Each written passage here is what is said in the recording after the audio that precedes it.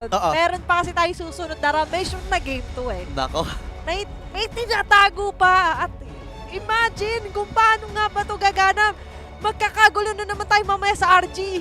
Napakarami talaga. Alam ko marami na nagko-comment dyan sa comment section. Marami ng masayang mga Layla main. Marami talaga. Marami na mga Layla main na nagdiriwang dahil nga naman this is the first time na gagamitin ang Layla dito sa tagpong ito versus BTK pa. So parang statement dito ng Fnatic Onyx hindi na namin kailangan kumuha ng mga meta heroes. Ito na lang, Layla na lang itatapat namin sa inyo. Siya siguro yung reaction ni King kung nabina na ng hero si Kelra. Kaya ito pala yung plano nila Burrito, kaya pala gano'n ang mga kibian nila. Sabi nga ng isang kanta maniwala ka lang sa mga pinaplano para kasama ka paglipad ng eroplano. Yun na yun. Tingnan natin paano nga ba lilipad ang mga plano mamaya. Dahil sa ngayon, titignan natin ang magiging agaran, ang action din, at reaction ng Bloodthirsty Kings. Kailangan palang respetuhin yung damage ni Hun dito. Mahapdi at Makate. Naku, binitbit parang pusa itong si Shark.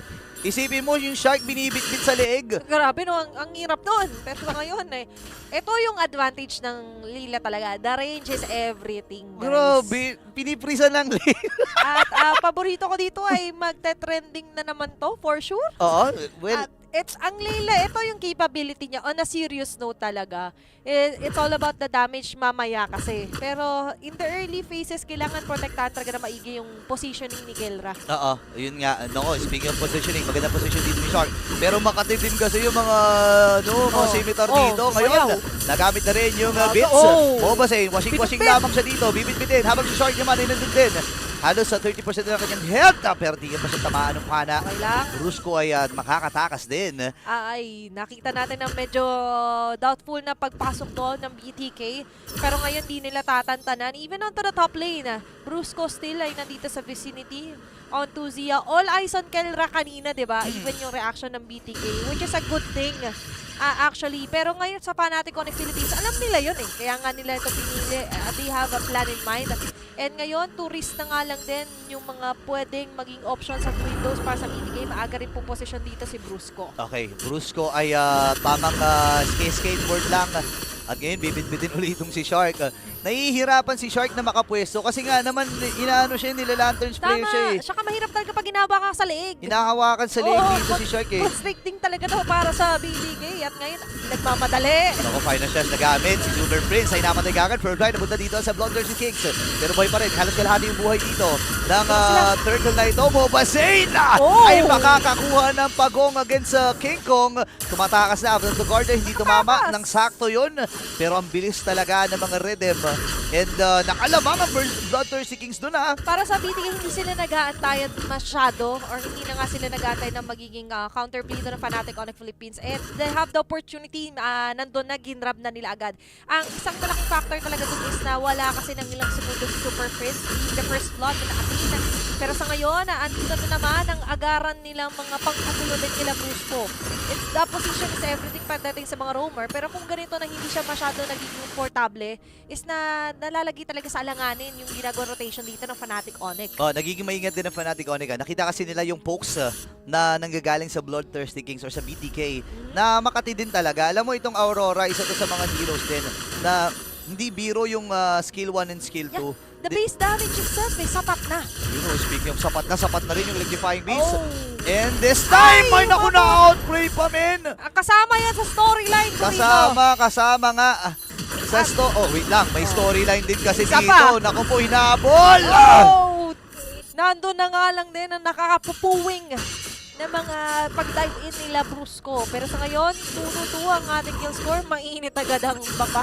Kung naghahanap kayo ng aksyon, ito na yung laban na hindi nyo dapat ma-miss out eh. Mainit ang dance floor dito para sa Fnatic Onyx at sa BTK. Na nararamdaman natin na bukod sa paglalaro nila, may gigilan sa isa't isa eh. Meron Based dun sa interview na ririnig natin kung ano sinasabi ng Fnatic Onyx PH against BTK. Siyempre kung ikaw ay player ng BTK, ramdam mo yun. Ito pala yung sinasabi mo sa akin kailangan makabawi ako sa'yo. Which is nangyari na ngayon dahil nga naman napatay na kagad si Super Prince. Pero may 1v1 dito sa may bandang ibaba. Kirk at itong si Fight Chicken Pero parang nauunahan ata dito ni Kirk na makapag-clear ng wave, ha? Saka ngayon nababasa rin ni Kirk na ay paakyat Paakyat. yan dyan, paakyat. So ngayon ready na nga lang din drop ball sila Brusco na ngayon ay pinaliligiran. Naku, pinagtulong-tulungan, hindi nakahampas dito si Brusco. Ngayon Bakit? naman ay si Kirk out of the Guardian. Pero doon lamang sa mga 99.9% ng germs. Habang nabam na rin dito yung Pride of Fives, double kill para kay Mobazane. Atras din muna, retribution yung nagamit mula dito kay King Kong. Ngayon, aatras at pipigilan muna nila ang kanilang mga gigil. Siguro sa ngayon nararamdaman natin yung somewhat they're feeding their time dito para sa Layla ni Kelra. Hindi ito yung marksman na gusto mong kasama mo lagi kasi mabilis siya na makukuha agad into a crowd of heroes na meron kayo. Pero ngayon para sa BTK, nandito yung speed talaga at pinaninindigan talaga nila na more on body-body talaga yung nagiging system nila. Walang masyadong nag-iisaw. Oo. Diba? Laging meron kasama, laging meron backup. Alam mo, minsan sa mga pelikula talaga, alam nyo to mga kababayan, pag mga pelikula talaga, dapat may mga plot twist yan. May mga pakaba. Iyan ang ginagawa ngayon ng Fnatic Onyx PH. May konting pakaba. Kasi nga naman kapag alam mo na kagad yung resulta, di ba sa mga pelikula, alam mo na yung resulta, medyo nakakatamad panoorin. Ang mga box office hit talaga, yung may konting plot twist May din. twist. Oo, at syempre sa bandang uli, ando ng happy ending. Pero sa ngayon, it's all starting pa lang din naman. 2 to 4 ang ating kill score at medyo bumababa na ngayon yung aggressive note din ng Fnatic on Philippines. More on nag-aabang muna sila, pumaprotect dito kay Leclerc at Super Friends. Wala muna mapipitas. BTK on the other hand ay nandun naman yung established discipline. Ramdam natin na umaawat din sila agad. Oh no, may big rotation na gagawin dito ang Fnatic Onyx PH. Sinahabol niya si Zia, napadash na rin. Tamang bato lamang ng kanyang mga bola. Habang si Super Prince, sino mo sinusone? Oh, grabe. Ito na yung mas kilala natin na Super Friends Ayan din na yun. talaga. Si Monster Mage na yan na pumoprota, humaharap. Among all the mages sa Phosphor na alam natin diyan ka lang sa may bandang gitna, likod. Siya hindi, talagang kasama siya sa gira na nandun sa pinakaharap siya. Pero sa ngayon, ang hindi napapansin ng BTK, nananalo sila dun sa mga team fight, sa pick-off. Si Kelra nagkakaroon ng espasyo, yung Layla. Naku. Na ngayon ay tila ba maliit man sa kanilang paningin pero mamaya malaki ang pampuwing din yan. Okay, hindi nga tumama yung combo doon ni Kirk. Pero nakuha din ni King Kong. May pag-recall pa. May pag-recall pa. Oh, by the way, napakaganda ng recall ng Fnatic Onyx PH. Yung mga kidlat-kidlat na ganyan. Oo. Pero ito na ang ikahuling pagong ng laban na ito. Nasisimulan na rin ang Fnatic Onyx PH. Pero habang nangyayari pala yun, bumasag na rin sa itaas ang BTK. So hawak lang ni Brusco itong turtle na ito habang pina-flashlightan lang ni Super Prince. Oh. Nila-lantern lang. Oh. At nakita rin natin dito kung paano rin somehow tinatry ng BTK na pagpasapasahan yung lantern dito ni Super Prince. Kaso nadadamay kayo pag tumabi kayo. Dalawa pa kayo eh. Oo. And ngayon para sa Fnatic Onyx Philippines, nakita nila yung parang hindi nag-aaksay ng oras din ng BTK. Pumupush din ng slide to sila Zia. Pero ngayon, bandang gitna, namumounted Sean. 5 miyembro ng BTK nandito na rin nakaabang doon sa may pinakalikod sila Super Prince. Grabe yung Palikod! pag-abante niya naman doon. Grabe naman. Pag-isa siya oh. Kung saan nanggagaling dito ang Fnatic Onyx PH. Imaginein mo, si Brusco dyan, si Super Prince, silang dalawa lang yung nakahawak habang si King Kong ay kinukuha lahat ng farm na meron sila. Pero dito na rin yung Sazon, nilikupa doon sa may gilid. Si Mobazane na mag-iipon din niya. Pero si Gia nakakuha na rin kill. King Kong, buhay pa rin at wala na rin siyang electrifying beast. Pero nakukuha niya ata siya dito. Habang si Scorch ay tinamaan. Itong si Nakabol Kirk. pa. Pero kailangan na niya mag-primer run. Ang sakit din ng mga damage. Pwede ata silang humabol dito. Pero alam ni Super Prince na kailangan na nating mag-out. Sa ngayon ay medyo nagiging shaky din yung pag-contest ng Fnatic Onyx Philippines sa BTK. 3 straight turtles, by the way, makukuha dito ng kampo nilang Mobazane. Pero sa ngayon kasi malaking factor ang damage. At isa sa pagkukunan sana ng damage, especially ngayon, ay si Kelra. Si Kelra na ngayon ay hindi pa masyadong sumasama. Pero ngayon baka mapilitan dahil siya na mismo ay susugurin. Ako, sinugod na nga. Brusco ay nandito. Fried chicken, available yung kanyang final slash. Wala naman siyang flicker dito, so walang ganong kalaking threat. Pero speaking of the threat, si Brusco naman ay nagamit din ang kanyang ultimate. Habang si Super Prince na magiging puntiran nila dito. Dinabas ang kanyang lantern, pero mamamatay din siya. Mobazane na makakakuha nun. 3, 1, and 2 na ang KDA ng third kiss slayer na si Mobazane. At ilang segundo na lang, actually 1 minuto pa naman bago mabuhay yung unang Lord. So malaki-laking window pa to. Alam naman natin sa pagluluto ay mas maganda kung pinakukuluan muna. Yep. Let them cook muna. Na nakikita natin na may nagbabadya pa rin naman. There's somewhat of a time bomb para dito sa Fnatic Onyx Philippines. And we cannot deny na ang Layla talaga, it needs items. It needs a trinity talaga. And it needs talaga that certain positioning to go for that fast free hits. Hindi lang free hits fast free hits. Yun na yung pinaka-highlight natin dito. Kasi mamaya pa natin maasahan talaga yung pinaka-pang-overtime nila na continuous damage, 'di ba? Yung DPS talaga. At ngayon, pwede na nga ba yung maasahan? Kasi nandito na rin si Kelra sa may paligid lang. Okay, marami mga ultimates na nagamit dito ang Fnatic Onyx PH dahil nga doon sa pag-check ni Brusco doon sa may gitnang bush, sa may pixel bush. Pero again, gusto ko lang i-highlight na Super Prince again with the Brave Smite. Ito ay isa sa mga emblem na pinauso niya no, na lagi niyang ginagamit dito. Tapos kung titignan natin in terms of item, okay na, may glowing wand na, at least mayroon silang life drain na. Tapos elegant gem, pero huli ata dito si Kirk. Atras muna si Bruce. Kung ako po, kailangan niya mag-meditate. Habang yung Lord ay available na rin. Paatras ngayon ng Bloodthirsty King. Rundown ata magiging call dito. Napupunan ng Fnatic Onyx PH. Atras sila. Ngayon si Mobazane. Nag-abot din pagkakataon. Pero si Kirk ang makakakuha ng Lord na yun. Atras muna si Shark. And this time, ang Fnatic Onyx PH, nabawi nila yung kalamangan. Imagine mo, lahat ng objective nakuha ng Bloodthirsty Kings. Pero ang lamang pa rin dito ang Fnatic Onyx. Isang pitik lang Isang pagsama lang ni Kelra. Kahit yung BTK, hindi nila sobrang sure kung ano ba yung ma-inflict na damage din sa kanila ni Kelra. Kaya tingnan nyo guys, sobrang layo din nila. When it comes to trying to contest that Lord, by the way. Unang Lord sa laban na ito. And even si Hoon dito, nakikita nyo kung paano niya nire-reserva yung mga possibilities niya. Kahit sabihin natin somewhat spammable yan, pero reserve pa rin. At andun na mga pa-laser, pwedeng abutan, bumaba si Kirk Naku po, Publiger din. Habang si Kirk naman ngayon ay sasalubungin ng tatlong miyembro mula sa Bloodthirsty Kings. Mamamatay din siya, pero si Kelra tumatrabaho. Hindi na kailangan magtrabaho, pero sabi niya, OT tayo, men. Naka-OT, ladies and gentlemen. Kailangan niya kasi mag-grow. The way to grow is, of course, nakita talaga natin kung paano magtrabaho na maigi. Ayan na. At maigi rin na makukuha dito si Mobazane. Tuloy-tuloy pa rin si Kelra. Wala talagang commercial break dito. Grabe, the hardest working man sa Fnatic Onyx PH. Kumbaga kasi ang banding nito madalas gym Oo. Sabi niya, last set na niya, pero umiisa pa. Grabe talaga itong si Kelra, no? At syempre, bukod pa doon, nakita talaga natin na sabi niya, Layla to Layla ko na to. Gusto niya talaga in history na mapunta sa kanya pag sinabing Layla, Kelra yan. Ito na yan. Nako, gusto niyang itatak. Gusto niyang ilagay sa mapa at sa radar ang Layla. Tingnan mo naman kung gaano kakati, Si Kelra ang tagapagtanggol ng mga Layla user. Ayan, hindi na ako galit sa inyo mga Layla user. Hindi na, di ba? Hindi na. Pag may nag-Layla mamaya sa RG, sige. Thank you, Kelra. Love namin kayo. Maraming salamat kay Kelra. Pero syempre, maya-maya, magpapasalamat nga ba talaga sila ng gusto? Kasi sa ngayon ang BTK medyo parang nalito. Lamang tayo kanina, lamang tayo sa kill score, pero ano nga bang nangyari? Ang nangyari din kasi doon ay medyo hindi nila napansin yung mga pa-chepe-cheping ganun na Super Prince na, by the way, naka-Sky Piercer na rin.